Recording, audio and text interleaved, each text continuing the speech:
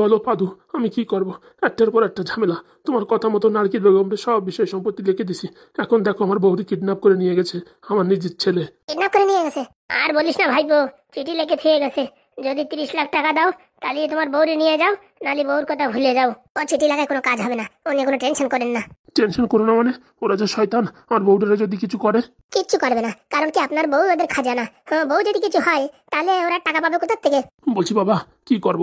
একটা বাড়ি লিখে দেবো নাকি? এত জ্বালা যন্ত্রণা আমার আর সহ্য হয় না। এতক্ষণ রামায়ণ পড়ানোর পরে এখন বলছেন সে টাকার বাপ। দেখো ফুটো, হ্যাঁ আমার এসব ঝামেলার ভালো লাগছে না। আমার গিন্নির আমি প্রচুর ভালোবাসি, ওনারে ছাড়া আমি থাকবো কি করে? শোনেন জেঠু আমার কথা। বলো। বিষয় সম্পত্তি যদি আপনার ছেলের দিলে আপনার ছেলে রাখতো তাহলে তো দিদি বারণ করতাম না।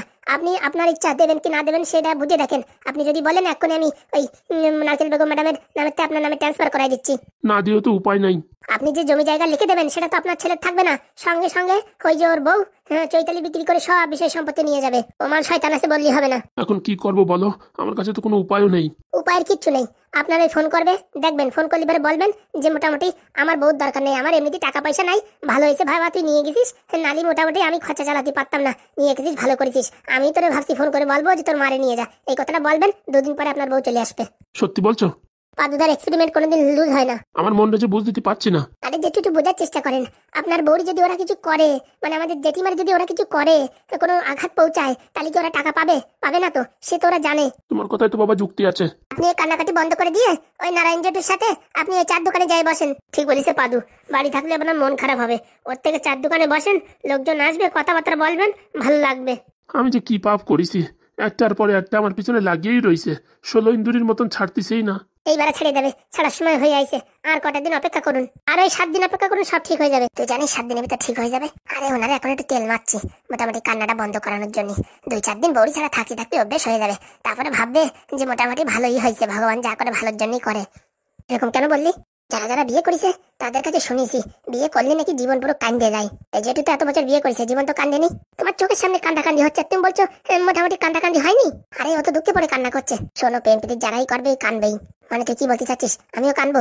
না না, তোমার ব্যাপারটা আলাদা, বুঝেছি, তুমি কানবা না। বলছি কাকা চলো রেডি হও, ব্যাংকে যেতে হবে। বলছি কি এইভাবে ফেলে রেখে যাবি? আরে কাকা কিচ্ছু হবে না, আর ব্যাংকের কাজ যাওয়ার সাথে সাথেই হয়ে যাবে, আমরা বিকেলের ভিতর ফিরে চলে আসবো। কি বলছিস? যেটু আগে কান্নাটা বন্ধ করুন, আপনার কান্না দেখে না আমার খুব খারাপ লাগছে। হ্যাঁ এবার ঠিক আছে। আর আপনি বাড়ি বসে থাকবেন না, ওই নারায়ণ জেঠুর সঙ্গে আপনি যাবেন চার দোকানে।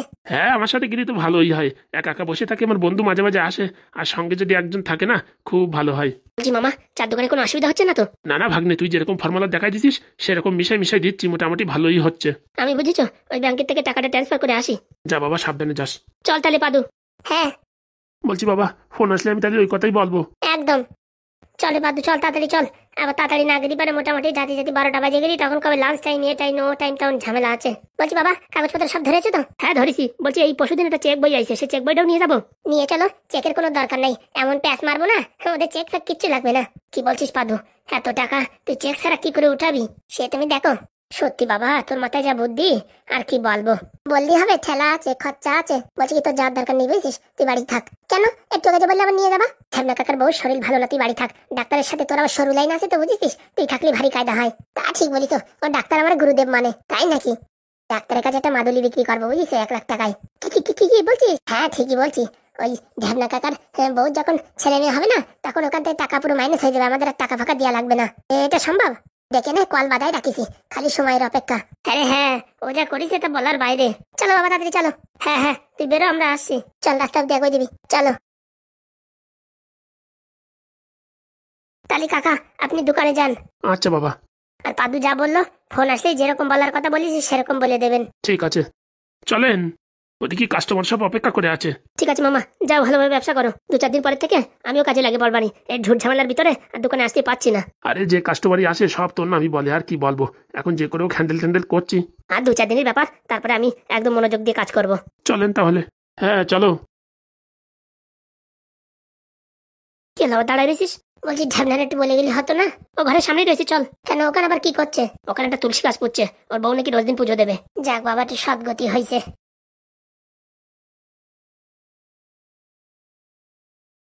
বলছি বাড়িতে বলেছো তুমি আর একটা বিয়ে করেছো?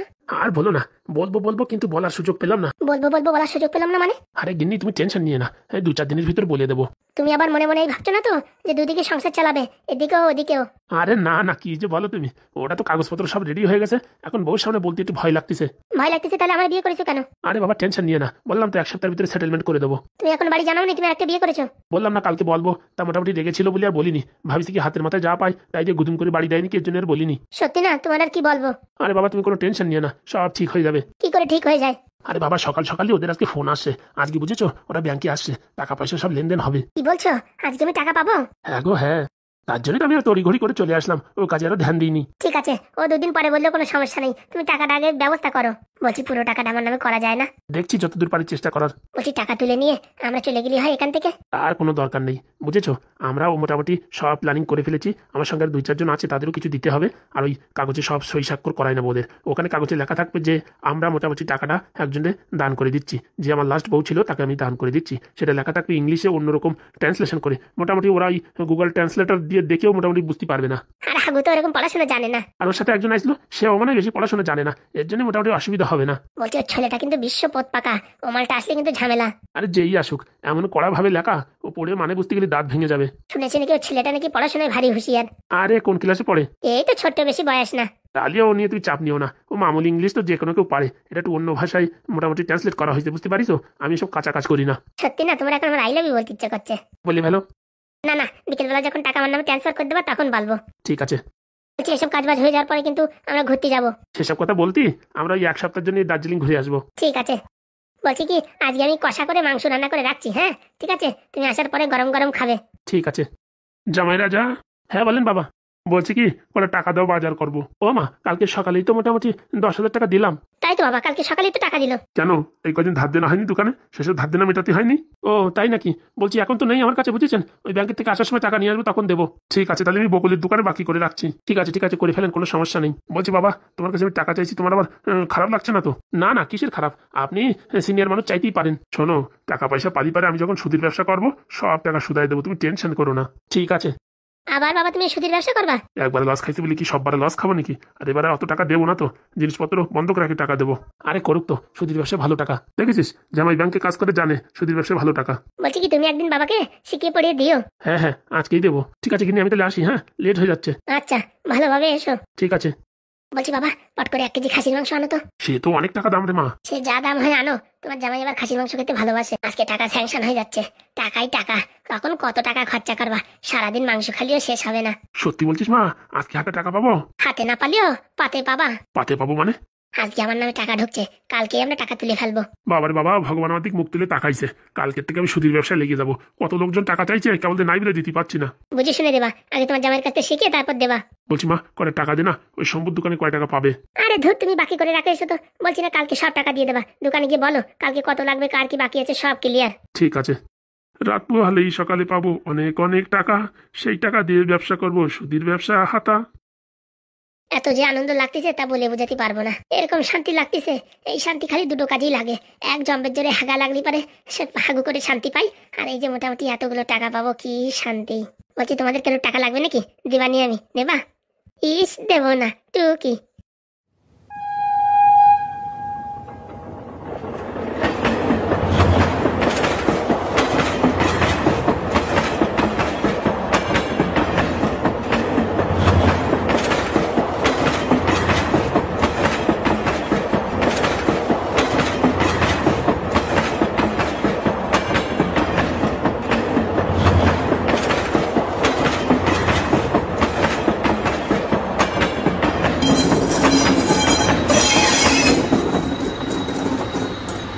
বলছি গিন্নি, মারে দি থালা বাসন মাজাচ্ছ? তোরা তো ধরো, তুই জানা তো, মেজে জানা তো রাখতে, আমি পরে মেজে দিতাম। সত্যি আমি যে দেখতেছি তোর মার প্রতি যা দরদ, আমার প্রতি সে দরদ নেই। তবুও এরকম করা কি ঠিক হচ্ছে? তোমার তো বলিছি টাকা পয়সার ব্যবস্থা আমি করে দেবো, তাই বলে মারে দিয়ে এত কষ্ট করাচ্ছ? আমার কাছে এখন করার কিচ্ছু নাই, তোর কথা শোনা ছাড়া কোনো করার নাই। নাই তো মনে হচ্ছে যে ওই পাশের তক্তা রয়েছে দেখেছিস, তক্তাতে বাড়ি গিয়ে তোর মাথা ফাটাই দি। বলছি কি হয়েছে, টাকার খবর কি হলো? বাড়ি তো ফোন নাম্বার লিখে দিয়ে আইছি, সবকিছু দিয়ে আইছি, তো এখনো তো ফোন টোন আসলো না। ওরে শালা, তাদের অপেক্ষায় থাকবে নাকি? ওখানে 10টা মাথা 10 রকম বুদ্ধি করবে, যত তাড়াতাড়ি ব্রেনটে আঘাত দিবি তত তাড়াতাড়ি টাকা পাবি, বুঝতে পারিস? ওদের বাড়ি একটা শয়তান আছে। তাহলে এখন কি করবো? কি করবি আবার? ফোন কর, তাদের ফোন করার অপেক্ষায় থাকবি নাকি? ফোন করবো। এখন করা কি ঠিক হবে? না না, সন্ধ্যের সময় 6:30টার পরে পুজো দিয়ে ধূপ ধুনো দিয়ে তখন করিস কেনে, শালা বেহায়া নির্লজ্জ। দেখো বউ, সবসময় এরকম গালাগালি দিয়ে না। ও বাবা, হাতে নাই পয়সা করি, মুখে আবার বেলুন ধরি। সবসময় তুমি আমার বকাঝকা করতেই থাকো, আমি কিচ্ছু বলি না। কি বলবি? তুই তো খিস্তি খাওয়ারই কাজ করেছিস, মিথ্যে কথা বলে বিয়ে করেছিস, বিষয় সম্পত্তি কিচ্ছু নেই। এখন কি রাস্তায় বাটি হাতে নিয়ে ভিক্ষা করবো? বল। তোমার ভিক্ষা করতে কে বলিছে? আমি যে কোনো কাজ করে মোটামুটি কোম্পানিতে 2, 4, 5, 10 হাজার টাকা ইনকাম করেও আমি সংসার চালাতে পারবো। 2, 4, 5 হাজার টাকা দিয়ে আমার লিপস্টিক হবে না, আর তোর ওই 2, 4, 5 হাজার টাকা দিয়ে চ্যাটের সংসার চলবে? আর কি মারো, গল্প মারো, আর আমি 5 হাজার টাকা সংসার করবো তাই ভাবিছিস? তোর সাথে বিয়ে করেছি বলে কি সারা জীবন কি ন্যাং ন্যাং করে ঘুরে বেড়াবো নাকি? কি ভাবিছিস তুই? পুরো আমাকে মিনছে উলা উঠো, দড়িতে চাপা গাড়িতে চাপা, এত মানুষ মারে, তুই মরিস না কেন? কি বললে তুমি আমার ছেলেরে? কি বললে? ঠিকই বলিস। কি ঠিক বলিস? হ্যাঁ, তুমি আমার ছেলের মরে যাওয়ার কথা বলছো? অকম্বে ঢেকি তোরে কি বলবে? দেখ বিজয়, বলে দিচ্ছি, এই মেয়ের 1 টাকাও দিবি না, তাহলে কিন্তু তোর আর আমার কোনো সম্পর্ক থাকবে না। এমনিতেও তোর কোনো সম্পর্ক থাকবে না, মনে রাখিস। হারামজাদি নির্লজ্জি। হ্যাঁ, আমরা তো নির্লজ্জি, তোর ছেলে তো ভালো লজ্জি, তুইও তো ভালো লজ্জবতী। হ্যাঁ, মিথ্যা কথা বলে একটা মেয়ের জীবন নষ্ট করেছিস, কোনো রকম লাগে না? মিথ্যা কথাকে আমি বলেছি না ওরা বলেছে? আমাদের বাড়ি এসে কি তুমি শুনেছো? বাড়িতে আইছিলাম তখন বলিসনি কেন? আমাদের কাছে কি জিজ্ঞেস করছো? আমরা তো ভাবছি প্রেম ভালোবাসা করে বিয়ে করছো, সবকিছু জানো। অত নাটক মারাস নে, আমার টাকার দরকার, টাকা দে। টাকা তো আমাদের ঘরে গাছ লাগানো আছে, নাড়া দিলি পড়ে। হ্যাঁ, তোর স্বামী তো শয়তানের বাসা, বিষয় সম্পত্তি কোথায় দান করে দেছে। আর তোর আমি কি বলেছি? তোর সাইবার ক্যাফে যাই দেখতে বলেছিলাম না তোদের বিষয় সম্পত্তি কার নামে ট্রান্সফার হয়েছে? না, এখনো তোর বাপের নামেই আছে। সব ট্রান্সফার হয়ে গেছে। কার নামে ট্রান্সফার হয়েছে? নারকেল বেগম। হারামজাদা, এত জায়গা তুই ওই জায়গা বিক্রি করতেছে, তোর বাপটাও আছে কচুপোড়া মিনছে। দেখো, ভালোভাবে বলে দিচ্ছি, আমার স্বামী উল্টোপাল্টা কথা বলবো না, কিন্তু গুতো মেরে একদম হুতো করে দেবো। তোর কি মনে হয় বুড়ো বয়সে হ্যাঁ খুনখুনে হয়ে গেছিস, এখন আমার সাথে মারামারি করে পড়বি? কেন দে গুতো মারে একদম হুতো করে দেবো। সে মারামারি করে পারি আর না পারি, আমার স্বামীরে আমার ছেলের কিছু বলবা না, যা বলার আমার বলো। তোরে আর কি বলবো? তোর নামে খালি ভোটার কার্ড আর আধার কার্ড ছাড়া কিচ্ছু নেই যে তোরে কিছু বলবো। তোর নামে যদি একটা অ্যাকাউন্ট থাকতো, 10-20 লাখ টাকা থাকতো, তখন তোরে বলতাম। তোর নামে নাই হুটো করি, তুই আবার চলে এসেছিস ব্যাংক ধরি। দেখো, মারে কিছু বলো না। দিন দিন তোর মারা তোর আমি মোটামুটি ব্যাপার বুঝতেছি না, এত সরু লাইন কি করে হচ্ছে? মার প্রতি তো আগে এত ভালোবাসা ছিল না, এখন তুই আমার প্রতি মোটামুটি ভালোবাসা কম দেখাচ্ছিস। কি তোর ভাবটা বুঝছি না তো কিছু। তোমায় ভালোবাসি, কিন্তু আমার মারিতে এত কাজ করাচ্ছে আমি সহ্য করতে পারছি না। ওরে বাবা, আমার মার দরদ জানা তো, তোর মার কোলে উঠে বসে থাক। দেখো, কথাবার্তা ঠিকঠাক করে বলবা। ঠিকই বলিসি। তুই তোর বাপ ফোন কর, এখনই করতে হবে। এই বুড়ি, যা যা কাজ কর, সব কাজ হয়ে গেছে। যা বাথরুমে গিয়ে দেখ জামা কাপড় রয়েছে, সেগুলো ধো। আমি এখন পারবো না। পারবো না বলিসিস কি? তোর স্বামীর কপালে দুঃখ আছে বলে দিলাম, এখনই লোক দিয়ে কিন্তু দুনিয়া থেকে গায়েব করে দেবো, আমার চিনিস না। যাচ্ছি। তোর বাপরে ফোন কর। বলছি চৈতালি, তোমার কাছে আমার একটা প্রশ্ন আছে। ওরা আমাকে আবার কি প্রশ্ন করে ফেলা? সত্যি করে বলবা। হ্যাঁ হ্যাঁ, তোদের মতো এরকম মিথ্যে কথা বলি না, বল। বলছি কি, তুমি সব টাকা পয়সা পাওয়ার পরে কি আমার লাথি মেরে খেদাই দেবা? আমার তো মনে হচ্ছে না তুই টাকা আদায় করে দিতে পারবি। আর যদি দিই?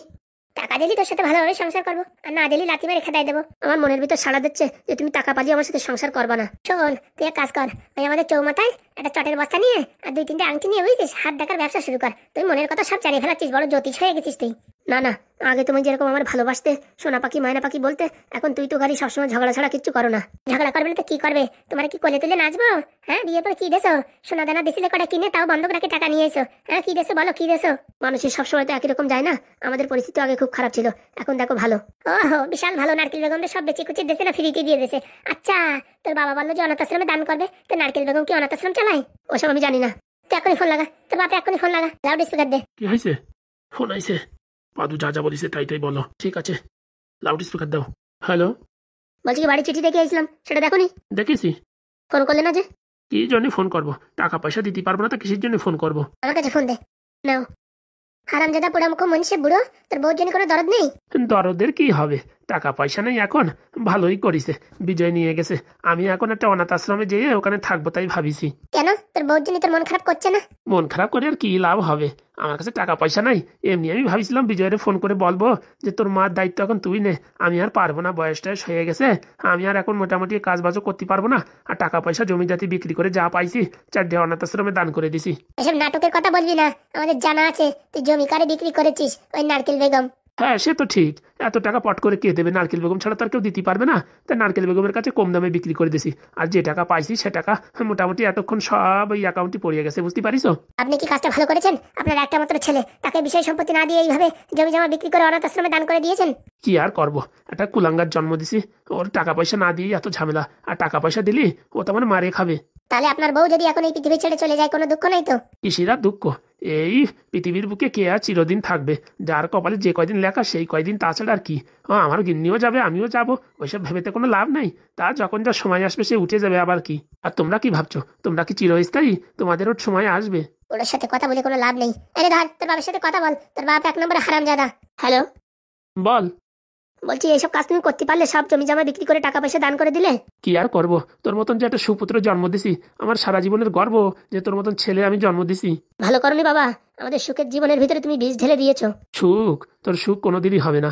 যে যন্ত্র বিয়ে করেছিস সারা জীবন তোরে স্টার দিতে থাকবে, মনে রাখিস। বাবা তুমি এরকম একটা কাজ করতে পারলে অন্তত একটা বাড়ি আমার নামে লিখে দিতে। তোরে ফুটো করিয়েও দেবো না, বলছি তোর মার খেয়াল রাখিস, বুঝেছিস। আমি ভাবছি এই কোনো একটা অনাথ আশ্রমে যাই জয়েন করে নেব। আমি কোথা থেকে দেখবো, আমার নাই ফুটো করি ইনকাম, আমি মারে কোথা থেকে দেখবো। না দেখতে পারলি কোনো অনাথ আশ্রমে অ্যাডমিট করাই দিস। ওর সাথে কথা বলাই খালি খালি পু পু। কি গো, কাজ হয়েছে? কথা শুনে মনে হচ্ছে তো ভালো কাজ হয়েছে। কাজ হবে না মানে? পাদুর বুদ্ধি ফাজলামে নাকি? সত্যি অটুক ছেলে হলে কি হবে, ওর মাথায় যা বুদ্ধি তা বলার বাইরে।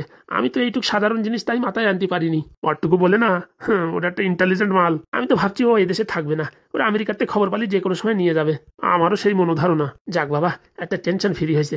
এখন বউডারে কি আমার কাছে ফিরোয় দেবে না কি করবে কিছু বুঝতে পারছি না। আরে বলিছে তো 1 সপ্তাহের ভিতরে দেখো সব ক্লিয়ার হয়ে যাবে। তাই যেন হয় ভগবান আমার দিক মুখ তুলে তাকাইছে। যা করে ভগবান মঙ্গলের জন্যই করে। ঠিক বলিস।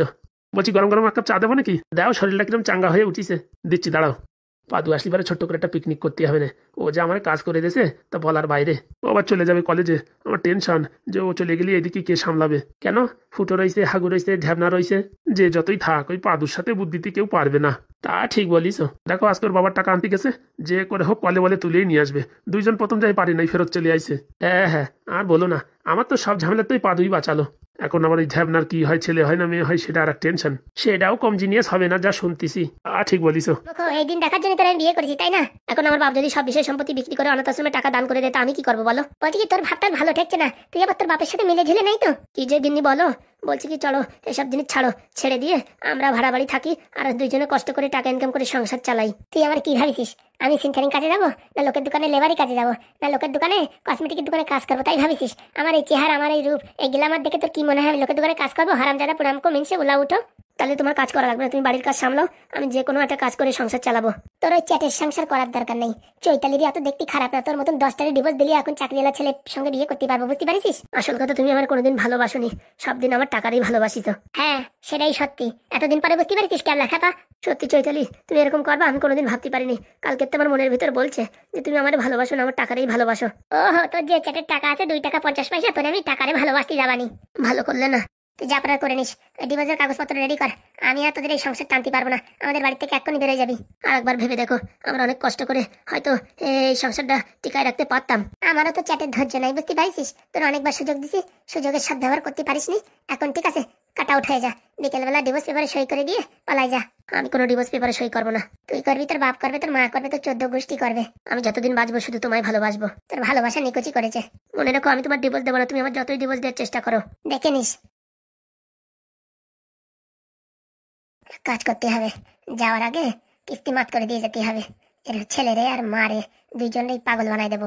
ওর বাপ ভাবতেছে আমি কোনো প্রতিশোধ নিতে পারবো না। মনে রাখিস রে হারামজাদা, তোর ছেলে আর তোর বউরি এমন পাগলা বানাবো, ডাক পাগল বানাই ছেড়ে দিয়ে তারপর যাবো। দেখি বান্ধবীটি ফোন করি। হ্যালো, হ্যাঁ বল রে, কি করছিস? ওই তো তোর এই কেমিক্যাল বানাচ্ছি। করে বানান লাগবে না, বানান লাগবে না। কি বলছিস? টাকা অ্যাডভান্স দিয়েছিস, এখন বলছিস বানান লাগবে না? শোন, অন্য জিনিস বানাতে হবে। তুই কি ভাবিস রে আমারে? আমি কি স্বর্ণকার নাকি? একবার নাকের তা কানের তা পায়ের তোরা সবকিছু বানাই বেড়াই নাকি আমি? শোন, ডাক পাগল হয় এমন জিনিস তৈরি কর, বুঝতে পারছিস? তা 2 জনের ডোজ লাগবে। কি যে বলিস বান্ধবী, এক সময় একটা বলিস। জিনিসপত্র প্রায় রেডি হয়ে যাবে, এই সময় ফোন করে এই কথা বলছিস? দেখ বান্ধবী, আমার জীবন মরণের সওয়াল, বুঝতে পারছিস? তুই মোটামুটি যে করে হোক ডাক পাগল হয় সেরকম জিনিস 2টো বানা। আর 5,000 টাকা লাগবে। টাকা নিয়ে তুই টেনশন করিস না, বিকেলবেলা মাল দিবি, টাকা নিয়ে নিবি। ঠিক আছে। ভাগ্য ভালো এখন ফোন করেছিস, আর একটু পরে ফোন করলি সব কেমিক্যাল নষ্ট হয়ে যেত। ঠিক আছে, তুই টেনশন করিস না, তুই বানাই নিয়ে আয়, তোর টাকা পেয়ে যাবি। ঠিক আছে রাখ। দাঁড়া রে বিজয়, তুই ভাবছিস মিথ্যে কথা বলে আমার জীবনটা নষ্ট করবি? কোনোদিন হবে না। ডাক পাগল যদি না বানাই, আমার নাম চৈতালি না, বলে রাখলাম আজকে। শালা পোড়ামুখো, এত কষ্ট করলাম, এত লেবার দিলাম, লোকের বাড়ি যে রান্না করলাম, এত কিছু করলাম, শেষকালে হ্যাঁ আমারে মানে ঘন্টা ধরাই দিয়ে চলে গেল। কোনোদিন হবে না, তোদের কোনোদিন ছাড়বো না। চৈতালি এত সহজে হার মানা মেয়ে না, মনে রাখিস।